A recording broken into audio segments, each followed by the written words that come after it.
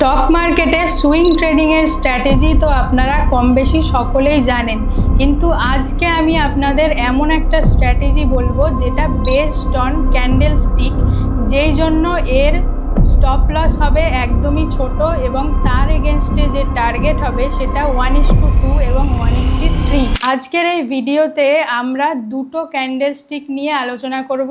এক হচ্ছে হ্যামার এবং সেকেন্ড হচ্ছে বুলিশ এঙ্গালফিং। তো এই দুটো ক্যান্ডেল যখন মার্কেটে হবে তার আগে কিছু অ্যাডভান্সড রুল আছে এবং তার এন্ট্রি কোথায় হবে, তার স্টপ লস, টার্গেট সব কিছু ডিটেলস নিয়ে আজকের এই ভিডিওতে আমি আপনাদের সঙ্গে আলোচনা করব। তো ভিডিওটা একদম মন দিয়ে দেখবেন, 1 মিনিটও স্কিপ না করে। চলুন ভিডিওটা শুরু করা যাক। তাহলে প্রথম হ্যামার ক্যান্ডেলটার কি কি ডিসিপ্লিন ফলো করতে হবে, কোথায় এন্ট্রি, স্টপ লস, টার্গেট হবে, এটা আমরা আগে ডিটেলসে জেনে নিই। তো এখানে দেখুন দুটো ছবি আছে, এটা দুটোকে বলছে, এই দুটো ক্যান্ডেল হচ্ছে হ্যামার। তাহলে হ্যামার ক্যান্ডেল মার্কেটে সব থেকে বুলিশ ক্যান্ডেল। এই ক্যান্ডেলটার কালার গ্রিন অথবা রেড দুটোই হতে পারে। এখানে মার্কেট কি হচ্ছে, এখান থেকে প্রথমে বায়ার্সরা ওপেনিং করছে, এবার সেলার্সরা মার্কেটটাকে একদম নিচে নিয়ে যাচ্ছে, তারপর বায়ার্সরা কী করছে, এখান থেকে ফুল প্রেশার লাগিয়ে সেলার্সদের থেকেও বেশি প্রেশার খাটিয়ে মার্কেটটাকে ওপরে নিয়ে গিয়ে ক্লোজিং দিচ্ছে। তাহলে এই ক্যান্ডেল যখন মার্কেটে হবে, এই ধরনের ক্যান্ডেল মার্কেটটাকে টার্নিং পয়েন্ট হিসেবে ইউজ করতে পারে। চার্টে গিয়ে দেখে নিই। এখানে দেখুন এইটা হচ্ছে হ্যামার ক্যান্ডেল, এইটা হ্যামার ক্যান্ডেল। এখানে কি হয়েছে, মার্কেটটা সবার প্রথমে ডাউন ট্রেন্ডে থাকবে, তারপর ডাউন ট্রেন্ডের পরে যখন হ্যামার ক্যান্ডেল তৈরি হবে, এখান থেকে মার্কেটটা কিন্তু টার্নিং পয়েন্ট নিয়েছে। তাহলে আমরা প্রথমে হ্যামারের কি কি রুলস আছে সেগুলো জেনে নেব। প্রথমে কি হতে হবে, এখানে দেখুন আপনাদের জন্য আমি রুলস পরপর লিখে রেখেছি। প্রথম পয়েন্ট কি, find hammer after a good down trend, মানে একটা ভালো ডাউন ট্রেন্ড হতে হবে, তারপরেই কিন্তু আমরা হ্যামার খুঁজব। তাহলে এই চার্টে দেখুন, এখানে ডাউন ট্রেন্ডে ছিল মার্কেটটা, তারপর এইখানে এসে হ্যামার তৈরি হলো, মানে মার্কেটটা ডাউন ট্রেন্ডে থাকবে, তারপরে যখন এই ধরনের ক্যান্ডেল হবে তখন আমরা এটাকে হ্যামার হিসেবে কনসিডার করব। সেকেন্ড পয়েন্ট কি, সেকেন্ড পয়েন্ট, হ্যামার খুঁজব সবসময় সাপোর্টের ওপর, যেখানে সেখানে কিন্তু আমরা হ্যামার খুঁজব না। এই যে এখানে হ্যামারটা হয়েছে, তাহলে দেখে নিই যে মার্কেটে কি এখানে অ্যাকচুয়ালি একটা সাপোর্ট ছিল। চলুন দেখে নিই মার্কেটটাকে, এই চার্টটাকে একটু ছোট করবেন, তাহলে দেখবেন যে এই দেখুন এখানে সেম সাপোর্ট লেভেল থেকে মার্কেট কিন্তু আগেও বাউন্স ব্যাক করেছে। তাহলে আমরা এটাকে একটা জোন হিসেবে মার্ক করে রাখতে পারি। এবার সেকেন্ড টাইম যখন মার্কেট এই সেম লেভেলে আসলো, এখানে কিন্তু একটা হ্যামার তৈরি করে তারপরে মার্কেট ওপরের দিকে গেছে, তাহলে এইখানে আমরা হ্যামার খুঁজতে পারি। সেকেন্ড রুল হয়ে গেল। এবার থার্ড রুল কি আছে, হ্যামারের যে লো হবে, হ্যামার যে ক্যান্ডেলটা, এরকম যে ক্যান্ডেলটা, এই ক্যান্ডেলের যে লো, সব থেকে লোয়েস্ট প্রাইস, এটা হবে সুইংয়ের লোয়েস্ট প্রাইস। মানে মার্কেটটা যে ওপর দিক থেকে আসবে, তারপরে একটা সাপোর্টের ওপর যখন হ্যামার হবে, এই হ্যামারের লোটা হবে সুইংয়ের লোয়েস্ট প্রাইস। তাহলে লাইভ চার্টে দেখি, এখানে দেখুন এখানে কি ছিল, মার্কেট ডাউন ট্রেন্ডে ছিল, তারপর সাপোর্টের ওপর হ্যামার হলো এবং হ্যামারের যে লোটা সেটা ট্রেন্ডের সব থেকে লোয়েস্ট পয়েন্ট। তাহলে থার্ড রুলও আমাদের ঠিক হচ্ছে। এবার ফোর্থ রুল কি, এন্ট্রি কিভাবে নেব, যখন নেক্সট ক্যান্ডেলটা হ্যামারের হাই ব্রেক করে ওপরে ক্লোজিং দেবে, যখন নেক্সট ক্যান্ডেলটা হ্যামারের হাই ব্রেক করে ওপরে ক্লোজিং দেবে, তাহলে এইখানে হ্যামারের হাই যদি আমরা মার্ক করে রাখি, একটা হরাইজন্টাল লাইন নিয়ে এই হ্যামারের হাই প্রাইসটাকে আমরা মার্ক করলাম। তাহলে দেখছি কি নেক্সট ক্যান্ডেলটাই হ্যামারের হাইয়ের ওপর ক্লোজিং দিয়ে দিয়েছে, তাহলে এখানে আমরা কিন্তু বাইং করব। যদি আমরা দেখি যে এরকম হ্যামার ক্যান্ডেল হয়েছে এবং তার হাই মার্ক করলাম এবং পরবর্তী 3টে ক্যান্ডেলের মধ্যে কোনোটাই হ্যামারের লো ব্রেক করতে পারলো না, তারপর কি হলো, ফোর্থ যে ক্যান্ডেলটা ছিল সেইটা গিয়ে হ্যামারের হাই ব্রেক করলো, তাহলে কিন্তু এখানে আমরা কোনো ট্রেড নেব না। যদি হ্যামারের পরবর্তী 3টে ক্যান্ডেলের মধ্যে হ্যামারের হাই ব্রেক হয় তাহলেই আমরা সেখানে এন্ট্রি করব। এই এক্সাম্পলটাতে কি দেখছি, হ্যামারের পরের ক্যান্ডেলেই হ্যামারের হাই ব্রেক হয়ে গেছে, তাই এখানে আমরা এন্ট্রি নিতে পারি, হলো এন্ট্রি পয়েন্ট। এবার স্টপ লস কোথায় আছে, স্টপ লস 1 পয়েন্ট বিলো, মানে হ্যামারের যে লো থাকবে তার 1 পয়েন্ট নিচে হবে। 1 পয়েন্ট নিচে কেন, এটা অনেক সময় বাফারিংয়ের জন্য 1 পয়েন্টটা নিচে দিয়ে রাখতে হয়।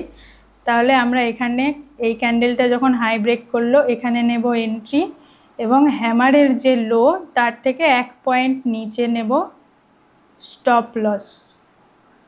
এটা হলো স্টপ লস। এবার টার্গেটটা কিভাবে ডিসাইড হবে, টার্গেটটা দেখুন, টার্গেটের নিয়ম কি লিখেছি, টার্গেট হবে 50% অফ দ্য ট্রেন্ড, মানে যে হ্যামারের আগে যে ডাউন ট্রেন্ডটা ছিল, এই পুরোটা যে ডাউন ট্রেন্ড এর 50% কিভাবে আমরা জানবো, এখানে আপনাদের ইউজ করতে হবে ফিবোনাচি টুল। এটা নিয়েও কিন্তু আমার চ্যানেলে আগে একটা ভিডিও আছে যেটাতে আমি ফিবোনাচি টুলটাকে ডিটেলসে ডিসকাস করেছি, তো সেই ভিডিওটা একবার দেখে নেবেন এটা করার আগে। তো এখান থেকে দেখুন 3 নম্বরে ফিব রিট্রেসমেন্ট বলে একটা টুল আছে, এই টুলটাকে নিলাম, দিয়ে ট্রেন্ডের একদম হাই প্রাইস থেকে ট্রেন্ডের লো প্রাইস মানে হ্যামারের লো অবধি আমরা ডাউন দিকে টানলাম ফিবোনাচিটাকে। যেহেতু ট্রেন্ডটা আছে আপ থেকে ডাউনের দিকে, সেই জন্য ফিবোনাচি টুলটা নিয়েও আপ থেকে ডাউনের দিকে টানতে হবে। এটা আমি আপনাদের আরও একবার টেনে দেখাচ্ছি।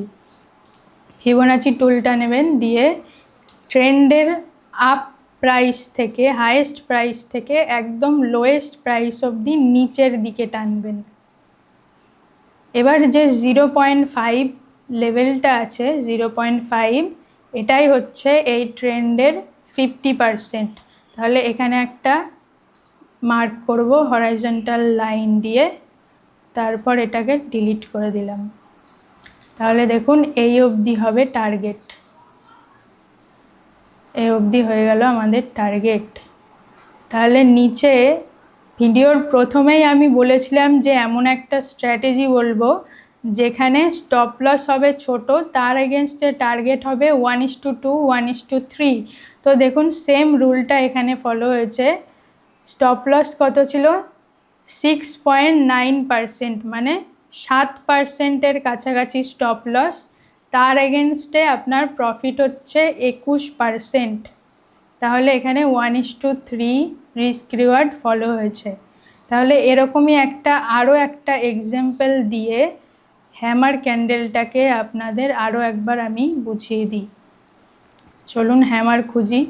হ্যামার খুঁজবো কোথায়, যখন ট্রেন্ডটা ডাউনে থাকবে। প্রথমে ট্রেন্ডটাকে ডাউন সাইডে থাকতে হবে। এইখানে দেখুন,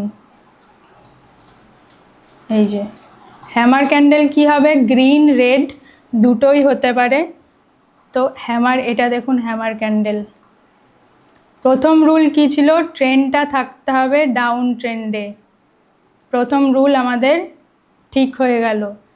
তারপরে নেক্সট রুল থাকতে হবে হ্যামারটা হতে হবে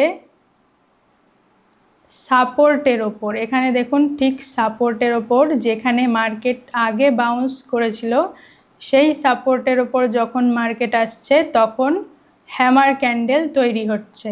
তাহলে সেকেন্ড রুলও আমাদের ঠিক হয়ে গেল। এবার থার্ড রুল কি ছিল, যে হ্যামারের লো হবে ট্রেন্ডের লোয়েস্ট পয়েন্ট। তাহলে এখানে হ্যামারের লোটা এই যে একটা সুইং, এই সুইংয়ের সব থেকে লোয়েস্ট পয়েন্ট হচ্ছে হ্যামারের লো। তাহলে এই 3 নাম্বার যে রুল সেটাও কিন্তু ঠিক হলো।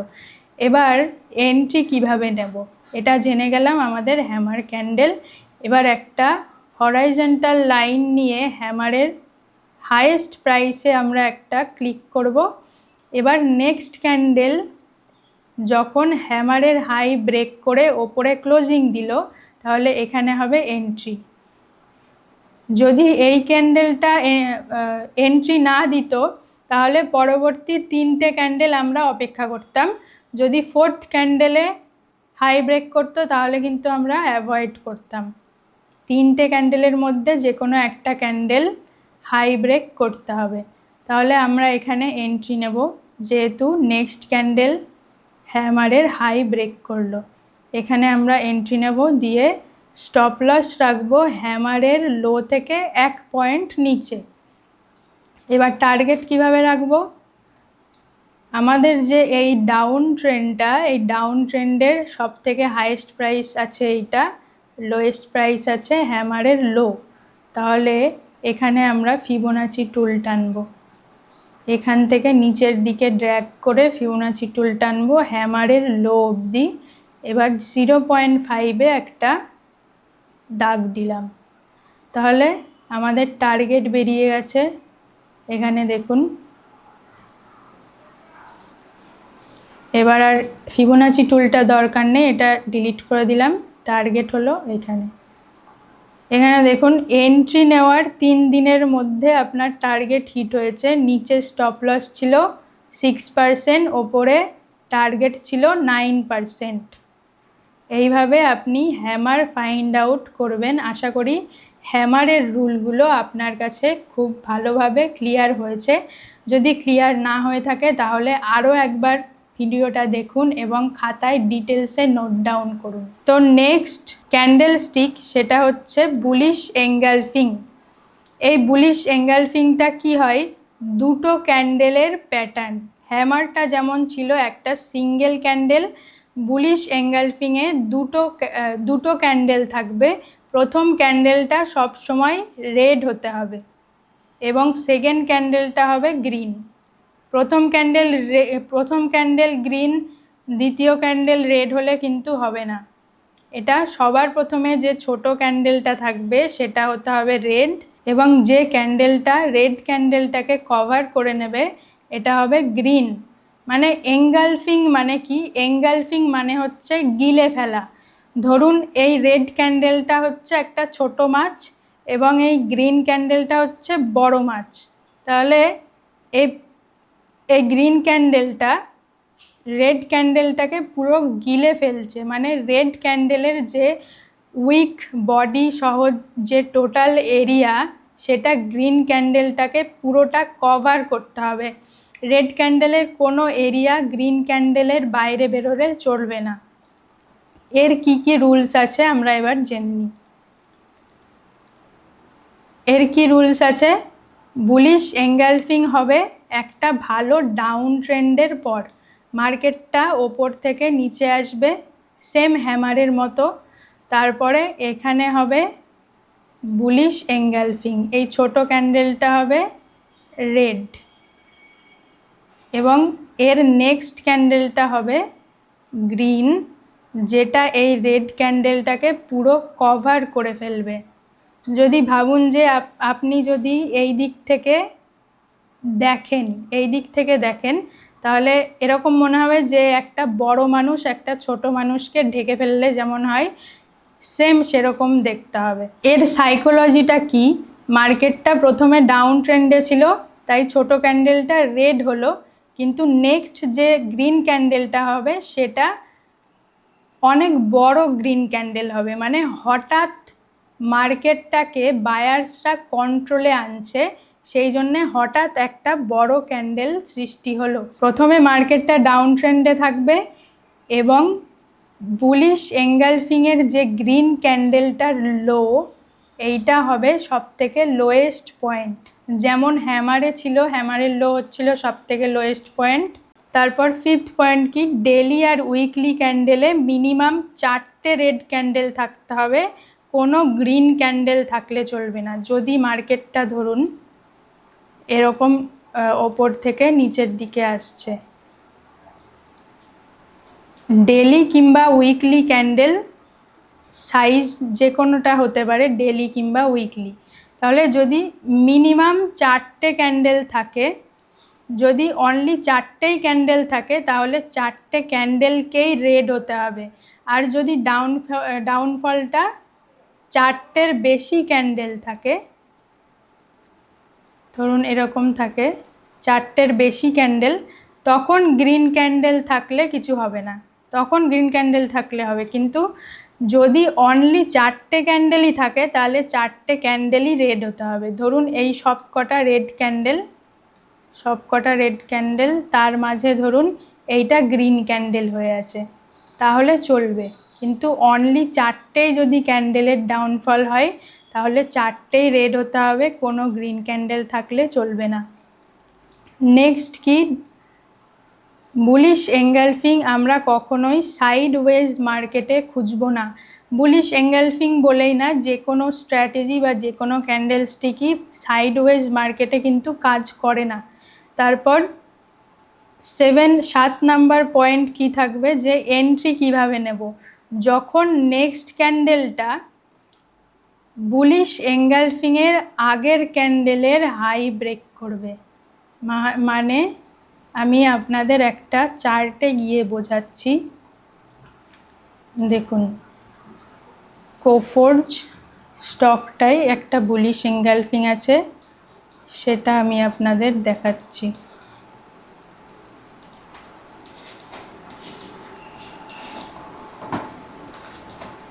এখানে দেখুন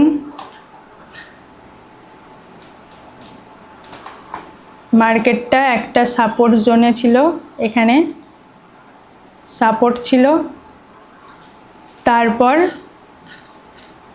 এইখানে হয়েছে বুলিশ এঙ্গালফিং ক্যান্ডেল। দেখুন এই রেড ক্যান্ডেলটা ছোট এবং গ্রিন ক্যান্ডেলটা রেড ক্যান্ডেলটাকে পুরোপুরি কভার করে নিয়েছে। তাহলে এন্ট্রি কিভাবে হবে, এই রেড ক্যান্ডেল, এই দুটো টোটাল যে দুটো ক্যান্ডেল তাকে একসাথে বলছে বুলিশ এঙ্গালফিং। তাহলে এর আগের যে ক্যান্ডেল, এই ক্যান্ডেলের হাই আমাদের মার্ক করতে হবে। হ্যামারের ক্ষেত্রে যেমন হ্যামারের হাইটাকে আমরা মার্ক করছিলাম, বুলিশ এঙ্গালফিংয়ের ক্ষেত্রে বুলিশ এঙ্গালফিংয়ের আগের ক্যান্ডেলের হাই আমাদের মার্ক করতে হবে। এবার নেক্সট ক্যান্ডেল যখন এঙ্গালফিংয়ের ওপরে গিয়ে ক্লোজিং দেবে, সেখানে আমাদের হবে এন্ট্রি, এখানে আমরা করব এন্ট্রি। এবং একইভাবে বুলিশ এঙ্গালফিংয়ের লো থেকে 1 পয়েন্ট নিচে দেব স্টপ লস, এবং টার্গেট হবে যে টোটাল ট্রেন্ড, সেটাকে ফিবোনাচি দিয়ে মেপে যে 0.5 জোন হবে, এখানে হবে আমাদের টার্গেট। এবার আমরা বুলিশ এঙ্গালফিংয়ের আরও একটা এক্সাম্পল দেখে নিই। তো এখানে দেখুন যে মার্কেটটা সবার প্রথমে ডাউন ট্রেন্ডে ছিল, তারপর একটা সাপোর্টের ওপর বুলিশ এঙ্গালফিং তৈরি হলো, এখানে একটা সাপোর্ট ছিল, এই সাপোর্টের ওপর বুলিশ এঙ্গালফিং তৈরি হলো, এই দুটো ক্যান্ডেল, এবং বুলিশ এঙ্গালফিংয়ের যে গ্রিন ক্যান্ডেলটার লো, এটা মার্কেটে একদম সুইংয়ের লোয়েস্ট পয়েন্ট আছে। তো এখানে আমরা কিভাবে এন্ট্রি নেব, আগের নিয়মে আমি বলেছি যে বুলিশ এঙ্গালফিংয়ের আগের ক্যান্ডেলের হাই মার্ক করতে হবে, তারপর যে ক্যান্ডেলটা সেই লাইনটা ব্রেক করে ওপরে ক্লোজিং দেবে তখন এন্ট্রি হবে। কিন্তু এই ক্ষেত্রে বুলিশ এঙ্গালফিংয়ের আগের ক্যান্ডেলের হাইটা এঙ্গালফিংয়ের হাইয়ের থেকে ছোট, তাহলে আমরা কি করব, এই ক্ষেত্রে বুলিশ এঙ্গালফিংয়ের হাইটাকেই কনসিডার করব, যেহেতু আগের ক্যান্ডেলের হাইটা ছোট আছে তাই। এবার আমরা এখানে কি দেখলাম, যে বুলিশ এঙ্গালফিংয়ের পরবর্তী 3টে ক্যান্ডেল আমরা ওয়েট করলাম, এখানে কোনো ক্যান্ডেলই হাই ব্রেক করে ক্লোজিং দিতে পারেনি। যে 4th ক্যান্ডেলটা আছে এইটা হাই ব্রেক করে ক্লোজিং দিল, তাহলে এক্ষেত্রে কিন্তু আমরা ট্রেডটাকে অ্যাভয়েড করব, কারণ এই থার্ড ক্যান্ডেলের মধ্যেই আমাদের হাইটাকে ব্রেক করে ওপরে ক্লোজিং দিলে সবথেকে বেস্ট রেজাল্ট হয়। আজকের এই ভিডিওতে হ্যামার এবং বুলিশ এঙ্গালফিং নিয়ে যে রুলসগুলো আপনার সাথে আমি ডিসকাস করলাম, এগুলো কিন্তু খুবই অ্যাডভান্স রুলস। এগুলো যদি আপনি মেনে মার্কেটে ট্রেড করেন তাহলে আমি আপনাকে গ্যারান্টি দিচ্ছি যে আপনি বাকি ট্রেডারদের থেকেও অনেক অ্যাডভান্স ট্রেড করতে পারবেন। তো এরকম কন্টেন্ট যদি আপনাদের ভালো লাগে তো অবশ্যই আমাকে কমেন্ট করে জানান এবং লাইক, শেয়ার অ্যান্ড সাবস্ক্রাইব করতে ভুলবেন না। তো দেখা হচ্ছে খুব শীঘ্রই এরকমই একটা ভ্যালুয়েবল কন্টেন্টের সাথে।